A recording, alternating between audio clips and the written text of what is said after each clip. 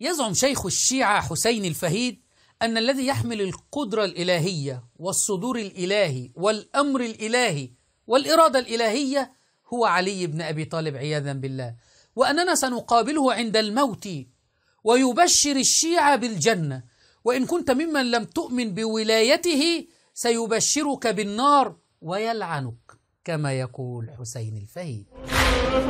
قل إن الموت الذي تفرون منه فإنه ملاقيكم، يعني الذي يحمل القدرة الإلهية والذي يحمل الإرادة الإلهية والأمر الإلهي والصدور الإلهي، مهما فررتم عنه فهو ملاقيكم إلى آخر نفس من حياتكم راح تشوفونه.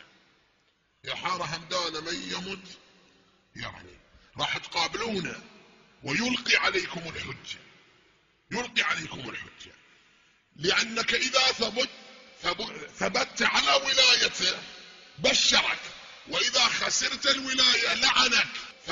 ثبت على ولايته بشرك، وإذا خسرت الولاية لعنك.